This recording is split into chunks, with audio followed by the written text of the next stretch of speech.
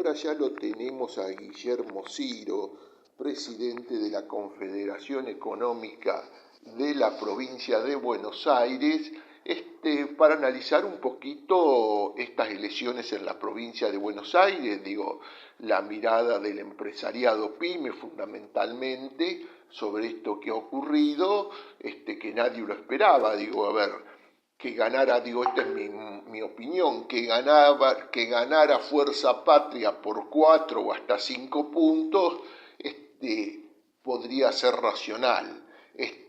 Pero el gobierno, son para el gobierno, que parece que no se da cuenta, totalmente olvidables sus 2 últimos meses de cómo se ha relacionado con la sociedad, más la aparición de casos de corrupción tremendos alrededor, nada más y nada menos que de la hermana del presidente. Así que por 14 puntos ganó Fuerza Patria en la provincia de Buenos Aires, y ya lo vamos saludando a Guillermo Ciro, que entre otras cosas, el jueves 18, ahora dentro de 6 días, SEDBA está organizando el Congreso para el Fortalecimiento Productivo. Él ya nos va a contar en su momento de esto, que se va a hacer acá en La Plata, en la Facultad de lo que conocemos todo como Bellas Artes, ahora es solamente Facultad de Artes de la Universidad Nacional de La Plata. Guillermo Ciro, muy buenas tardes, ¿cómo te va? ¿Cómo andás, Guillermo? Buenas tardes, Carlos. Todo bien, todo bien. La verdad que todo bien. Bueno, trabajando para el Congreso y analizando un poco qué es lo que se viene, ¿no? A partir de, como vos decías, el resultado de las elecciones. Sobre ese tema yo te digo, dale. Arranquemos por ahí. Sobre el resultado de las elecciones, me parece muy bien que hables de la victoria de Fuerza Patria y no del gobernador. Si bien el gobernador se puso a cargo de la campaña, en realidad esto lo ganaron los distritos y lo perdió el gobierno. Y no es que le saco mérito al gobernador o a todos los que han sido candidatos, pero vos sabés que la estructura distrital y la estructura política en el desarrollo de las elecciones son 5 o 6 puntos mínimos. El resto lo perdió el gobierno. Lo perdió el gobierno y ahora vamos a analizar por qué. Además yo te voy a contar qué es lo que pasa dentro del sector que uno pertenece. En La Plata, bueno, yo vivo en La Plata, ¿no? Por ahí tengo algunas acciones políticas en la cesta, pero en La Plata yo recibí la boleta de Fuerza Patria 5 veces en mi fábrica, en la institución y en mi casa, y no recibí ninguna de los libertarios o de La Libertad Avanza. Eso vos sabés que influye, ¿no? Influye fuertemente. Además de que no había... No se sabe si tenían o no boletas, no repartieron boletas, no gastaron... Sí, no. A ver, las cosas del ABC de una fuerza que es nada más y nada menos que la gobernante en nación. Bueno, ahí están también denuncias de que,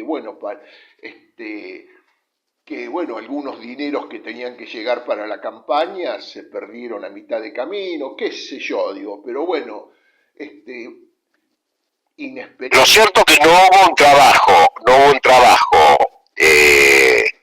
un trabajo fuertemente de desarrollo de acciones políticas ante una elección, como uno lo conoce y como es tradicional. Trabajó mucho más la izquierda, o Somos, el radicalismo, que La Libertad Avanza, que también hicieron una muy mala elección, ¿no? O sea, claramente se ha polarizado, pero lo que nosotros analizamos, Carlos, es que vos sabés que el peronismo no sacó, Fuerza Patria, llámalo como quieras, no sacó mucho más votos que en la elección de medio término anterior. Creo que sacó algo de 320.000 votos más o 340.000 votos más.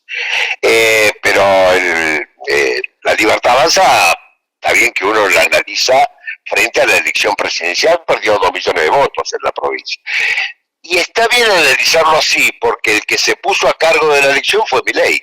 Por consiguiente, quien perdió los votos no era el hermano de Adorni que estaba en La Plata, o el que ganó, por ejemplo, en La Cesta, que lo ganó desde el living de su casa, que es Lieberman, porque no hicieron lo mismo que pasó en La Plata, no hicieron en ningún lugar, ¿no? Lo ganó Milei. Ahora, lo cierto es que fue una señal muy clara para el gobierno de que lo que se está haciendo en materia económica, y yo hablo de lo que yo conozco, que la materia económica está mal. La gente no llega a fin de mes, el comercio hay días que no abre caja, nosotros hay días que no se abren caja, y realmente no podíamos pagar el aguinaldo. Y agosto fue un mes para olvidarse. Agosto fue un mes, la verdad, que para olvidarse. Fue un mes pésimo. Debe haber sido el peor agosto de los últimos 5 o 6 años. Así que esto era crónica de un final anunciado. Perdió por 14 puntos y todavía no vemos la reacción frente a esto, ¿no? Porque si la reacción es agregarle una mesa a la misma gente, es agregarle un mueble. Vos fíjate que lo que quiso hacer con los gobernadores, claro, no es lo mismo cuando uno es oposición o recién empieza un gobierno que promete y la gente le cree, y otra cosa es después de 2 años si es que no cumpliste. Y parecería que el gobierno no le cumplió a los gobernadores, por consiguiente los gobernadores, más allá de estos que son ultra aliados, que evidentemente le ha cumplido, no se quieren reunir porque dicen, para que no me cumplan, yo arreglo con el ministro, con el jefe de gabinete algo y después viene alguien y dice que no. Y siguen otros nombres que uno ya conoce, que yo no tengo ni opinión favorable ni negativa, como los Menem, que siguen, que se habían presentado como las grandes caras de la derrota en las últimas elecciones. Por consiguiente, yo lo que veo, y yo antes de las elecciones, el sábado volví de Salta, que fuimos a entregar unos certificados, y en Salta, por ejemplo, tanto julio, que es un mes bueno históricamente, como agosto fueron meses para el olvido. Entonces, hay algo que el gobierno no entiende, que la macroeconomía y el Excel siempre es bueno aplicarlo cuando está de acuerdo con la realidad. Y la realidad es la microeconomía. Si a un trabajador no le alcanza el sueldo y llega al 15 de cada mes y después tiene que andar viendo cómo sobrevive, bueno, evidentemente cuando tenga la oportunidad de votar, te va a votar en contra o no te va a votar. Y lo otro que yo vi es que yo tengo gente dentro de la entidad, como toda entidad nosotros tenemos peronistas, radicales, libertarios, del PRO, hasta hemos tenido comunistas, o sea, hay de toda formación política porque nosotros somos una entidad empresaria, no una agrupación política. Y aquel que votó y defiende o defendía a Milei, no nunca iba a votar el peronismo, porque vos sabés que esto es una cuestión visceral, ¿no? Hay gente que no te va a votar un peronista, y aunque es una cuestión visceral, bueno, es el que no fue a votar o votó en blanco. Entonces, el voto en blanco o el no voto es el voto que tenía Milei y que por descontento no lo fue a votar. Y eso es lo que hay que tener en cuenta porque fue un porcentaje importante. La estructura te movió, vos sabés que acá querían contratar remises y taxis en La Plata y desde marzo ya lo tienen todo contratado el Frente Patria. Son muy vivos para esto, es muy vivo, ¿viste? Así que no han podido poner estructura, pero además de la estructura, lo que no hubo es el reconocimiento de que la situación económica para la gente no es la que la gente espera ni que la gente esperaba. Y a eso le sumas todo este escándalo, porque es un escándalo, de las coimas frente al suministro de medicamentos para los discapacitados, para los jubilados, para todos. Sabemos cómo se mueve la industria del sector de los laboratorios. Bueno, eso hizo que pasara lo que pasó. Y lo otro, viste que hay un dicho que dice todos los caminos conducen a Roma, ¿no? Bueno, lamentablemente cuando tenemos este tipo de eventos que son muy nocivos para la sociedad y que muestran una sociedad que desigual, bueno, todos los caminos, cuando hay escándalos, conducen al Nordelta, porque todos los muchachos, tanto los funcionarios como los empresarios que están en este problema viven en Nordelta. Bueno, habría que analizar un poquito más quiénes viven en Nordelta. Sí, Nordelta es la capital de los...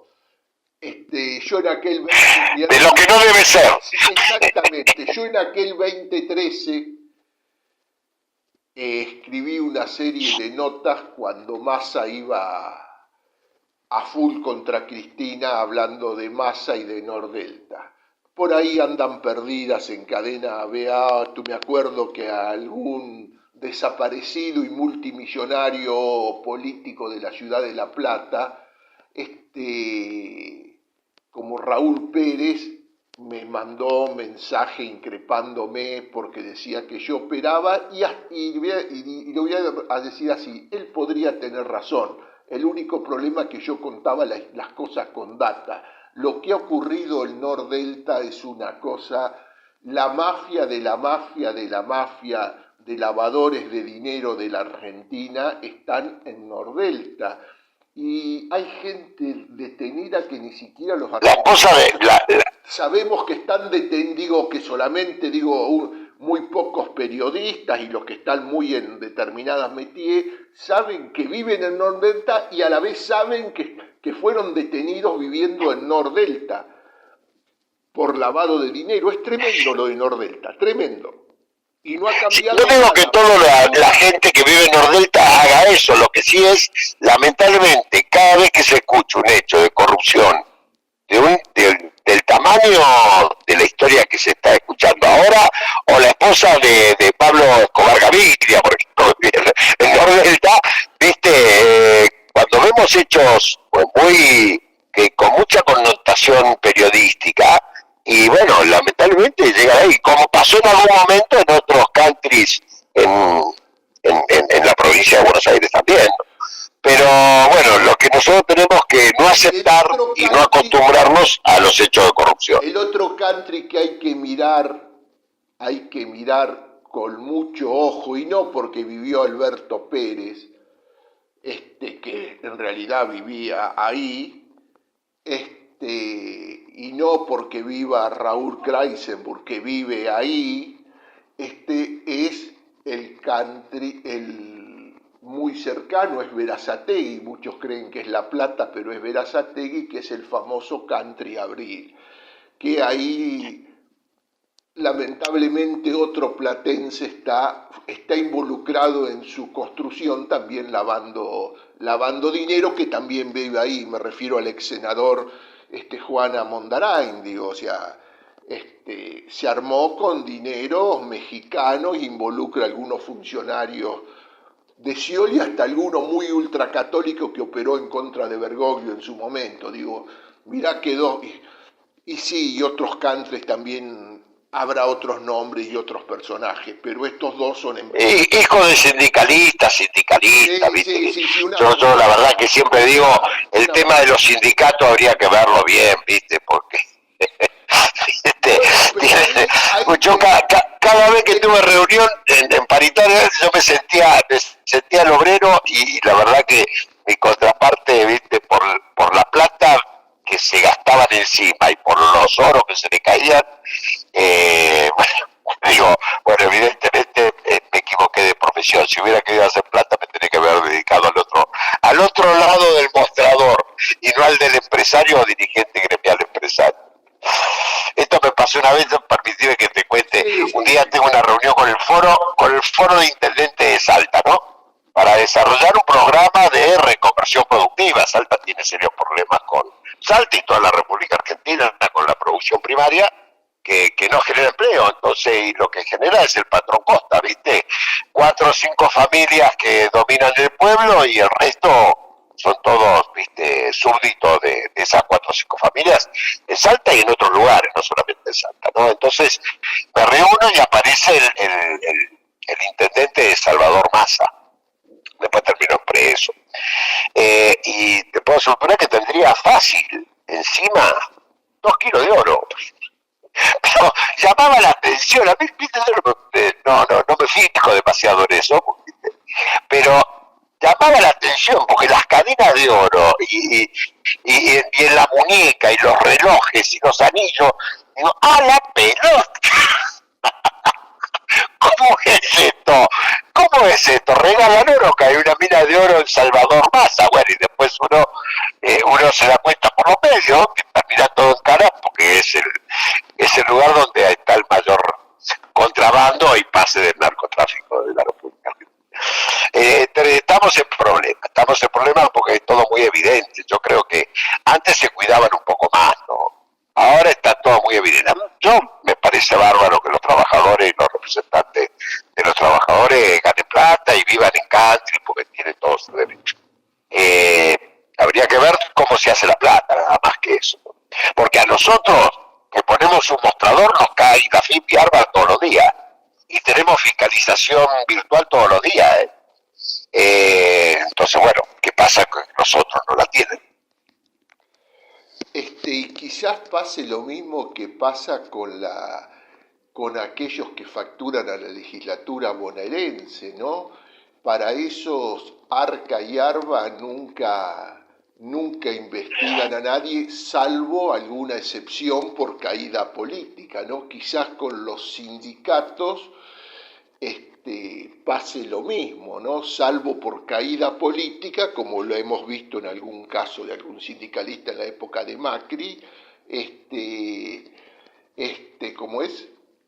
No hay nadie Claro, investiga. pero es lo que no debe ser, Carlos, porque no deberes hacer cumplir la ley por caída política. O sea, vos lo que tenés que hacer es cumplir la ley. Yo te puedo asegurar que a todos aquellos que estamos en la actividad productiva, nos controlan todos los días. O sea, nos controlan. Vos hoy, cada movimiento que haces de cuenta, la verdad que está fiscalizado por la FIP y por ARBA, no se les escapa nada y me parece bien. Ahora, ¿cómo hacen los otros? ¿No? Yo algún día como contador voy a empezar a preguntar, porque evidentemente soy mal profesional, ¿viste? Porque pago todo, entonces evidentemente me he equivocado, pero yo sabés que duermo toda la noche. Y eso a mi edad es un secreto. No usar pastillas para dormir para mí es fundamental, ¿viste? Bien, si querés decir algo más del tema puntualmente electoral, bueno, me parece que nos fuimos un poco, ¿no, Carlos? Hicimos bastantes amigos, ¿no? Yo con nombre y apellido y vos con los sindicalistas globalmente estarán chochos cuando escuchen No, bueno, pero hay buena gente en todos lados, ¿viste? Claro, lo que pasa es que lo que más se ve el que no lo es. Y eso es claro, lo que uno tiene que más se ve es un gordito morochón,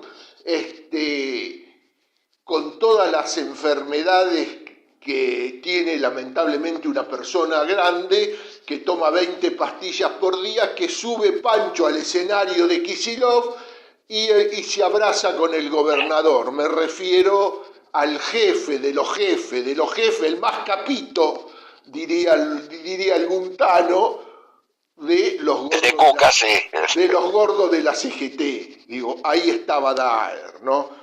Ahí estaba Daer, arriba de ese escenario, digo, una vergüenza nacional de sindicalista, ¿no? Pero bueno. Vamos al Congreso, ¿no? Uno cuando... ¿Por qué la entidad se mete en este momento en donde la verdad que nadie quiere participar porque todos tienen tantos problemas? Te hablo del sector empresario, no del sector comercial. Tenemos tantos problemas que lo que menos queremos es ir a la participación de un Congreso. Yo estuve participando en Serindustria, que lo hace la UIPA, nosotros le damos una mano y la verdad que la asistencia era poca, porque la gente está tratando de facturar, tratando de abrir caja. Entonces te imaginas que lo invitas a un congreso a hablar sobre algún elemento, viste, la verdad que hoy lo urgente lamentablemente es más se prioriza lo importante, pero nosotros tenemos que trabajar sobre lo importante. Lo importante es que cuando uno desarrolla una actividad tiene variables controlables y variables no controlables. Las variables no controlables son las del gobierno, la legislación, la competencia, la apertura de las fronteras para que ingresen productos con dumping social, con dumping económico. Eso nosotros, más allá de plantear que es un error, no podemos modificarlo. Son variables no controlables. Evidentemente, además, como cometemos el error de no participar políticamente el sector gremial empresarial, dejamos que otros digan lo que a nosotros nos conviene o lo que no nos conviene. Pero sí podemos hacer cosas para estar abiertos. Hoy estamos hablando de eso, ¿no? De seguir abiertos, de seguir contratando gente, de seguir teniendo trabajadores. Y eso es, hay diferentes áreas que uno puede trabajarlo como acciones de gestión empresaria que va a desarrollar la productividad necesaria para no tener que cerrar en estos momentos de dificultad. Y en eso nosotros hemos definido para este primer congreso 4 áreas. La primera área que nosotros vamos a tratar el jueves en la Facultad de Artes, como le dicen ahora, Bellas Artes, como se conoce normalmente, en el salón que está en Diagonal 78, número 680, casi 8, que los esperamos a todos, esto es abierto, es gratuito desde ya. Nosotros lo que vamos a hacer ahí fundamentalmente son trabajar sobre un programa de eficiencia de tesorería, que el programa de eficiencia sobre la tesorería es para que las empresas no sacrifiquen y no resignen utilidad hacia los bancos, que siempre están ganando mucha plata. Y en esto tenemos gente del CFI que viene a hablar sobre herramientas que podemos contribuir a través del CFI, y gente de una billetera muy importante que es Hilaria, que es una billetera para el sector comercial, que nos van a enseñar sobre cómo nosotros, si tenemos que pagar, por ejemplo, 2 millones de pesos de la factura de luz, que es lo que paga un supermercado hoy de 3 cajas, y juntó la plata los primeros 10 días, que es donde vende, porque no vende, y lo tiene que pagar el 20%, que en vez de tenerlo parado en el banco y que el banco la presta al 120% anual, la podamos utilizar nosotros para poder pagar un empleado más o lo que sea. Después vamos a hacer una mesa de eficiencia energética. Nosotros hemos incorporado más de 150 empresas en la provincia de Buenos Aires ya, con incorporación de generación de energía a través de células fotovoltaicas, lo que se le llama comúnmente paneles solares, que ha logrado que reduzcan un 40% su costo de factura energética, que hoy no es como antes, hoy realmente es un insumo que el costo se aumenta mensualmente y que además tiene un 50% de impuestos. Y después vamos a trabajar en forma conjunta con la facultad, con las carreras de diseño industrial y con las carreras del área. Vamos a trabajar lo que es una mesa sobre economía circular, de qué manera nosotros, protegiendo el medio ambiente y conservando el planeta donde todos queremos vivir, pero productivamente, ser eficiente, lo podemos hacer. Una mesa de diseño industrial. Nosotros tenemos acá en la región una carrera de diseño industrial con excelentes profesionales y técnicos y grandes alumnos con grandes ideas, que nos va a permitir mejorar los diseños industriales de nuestro proceso productivo, pero además trabajar sobre cómo se utiliza, por ejemplo, el packaging para bajar el costo de logística. Bueno, todo eso lo vamos a ver. Y además, lo último que vamos a hacer es el posicionamiento en redes. Porque normalmente el empresario cree que el pyme maneja las redes, y como maneja las redes sabe cómo posicionar el producto y cómo vender el producto. Bueno, evidentemente es un error que tenemos nosotros generacionalmente, y lo que tenemos que saber es que esto hay que manejarlo de manera profesional, y se puede manejar de manera profesional, y el pyme lo puede manejar de manera profesional, pero tenemos que aplicar conocimientos, tenemos que saber que se puede segmentar, tenemos que saber que hay horas y del día que se ve más o no, de acuerdo al segmento. Entonces todo eso lo tenemos que conocer, y para eso estamos organizando este congreso, que están todos invitados, así que es gratuito, y aquellos que participen y que se inscriban previamente a través de las redes de CEPA o del correo presidencia@cepa.com o administración@.com, para tener un certificado digital. Así que es nuestra contribución para que las empresas de la provincia de Buenos Aires puedan pelearle a la realidad. Bien, ¿algo más para agregar del Congreso, Guillermo, por favor? No, que los esperamos, que vengan, que sepan que tenemos que aplicar herramientas para que nuestros proyectos productivos puedan no solamente subsistir, sino estar bien preparados para cuando cambie la realidad y empecemos a crecer. En algún momento la Argentina va a empezar a crecer, y para eso una entidad empresaria tiene que hacer esto. Nuestra función no es solamente plantear nuestras dudas sobre políticas que se toman a nivel nacional, provincial o municipal, como por ejemplo es el incremento de impuestos, que nosotros no estamos de acuerdo y que creemos que hay que hacer una profunda reforma impositiva en la República Argentina a nivel nacional, provincial y municipal. Sino también que trabajamos con los diferentes actores, con la Universidad Nacional de La Plata, con la Facultad de Arte, con la Facultad de Ciencias Económicas, con todas las facultades para promover en la ciencia y el conocimiento a las empresas para que estemos bien parados para cuando la historia cambie. Guillermo Ciro, muchísimas gracias por esta columna de hoy, que deberíamos llamarla Haciendo Amigos. Nos veremos en el Congreso el día jueves, que yo mal en esa cosa que uno tiene de los días creía que era el viernes, pero es el jueves.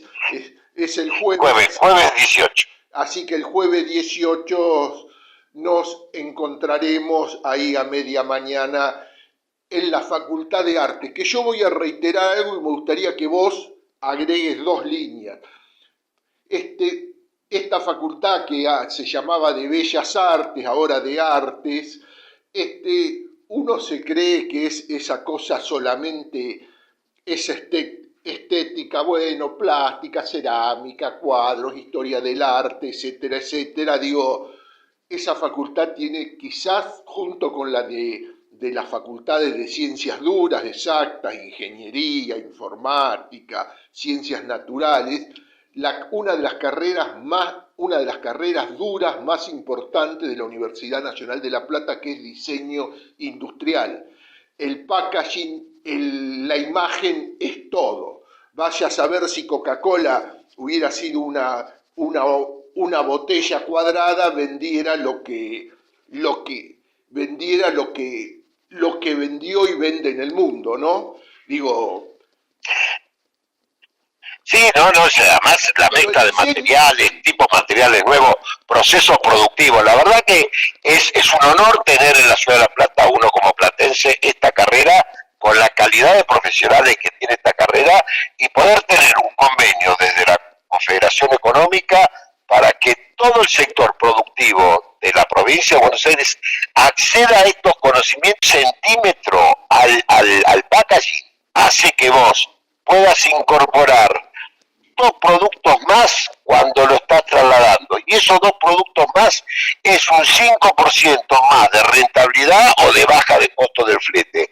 Ese tipo de cosas que uno muchas veces no se da cuenta, porque cuando los porcentajes de utilidad eran el 40-50%, y en realidad el verdadero negocio era no vender, porque teníamos una inflación del 140%, claro, uno no le da bolilla, ¿viste? Hablar de 4 o 5 puntos es nada. Hoy, que la realidad productiva es totalmente diferente, que los desafíos son diferentes, yo le digo a mis colegas, muchachos, apliquémonos este tipo de conocimientos, investiguemos, porque los márgenes de utilidad son tan justos, tan justos. Mira, el sector de supermercados, por ejemplo, el margen de utilidad neto que le queda después de impuestos es del 2 o el 3%.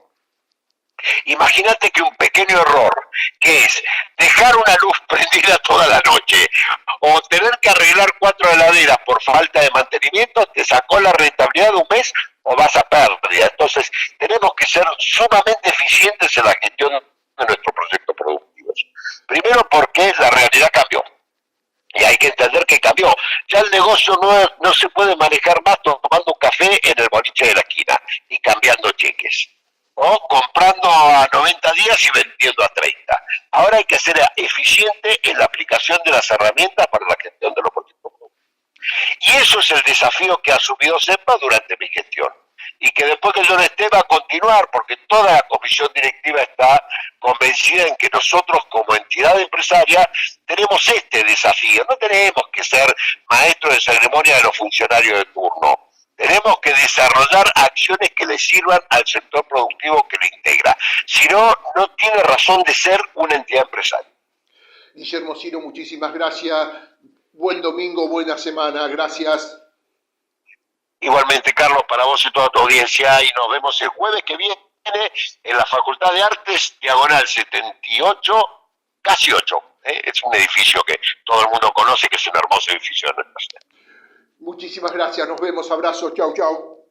Así pasaba Guillermo Ciro, presidente de la Confederación Económica, en esta columna que yo decía, haciendo amigos, donde analizó las elecciones, algunos roles de algunos sectores como los sindicalistas y la invitación al Congreso, que es este jueves 18 desde las 9:30 de la mañana en la Facultad de Artes, Congreso Productivo. Así que continuamos en esto que no es lo que parece acá en Radio Pop La Plata.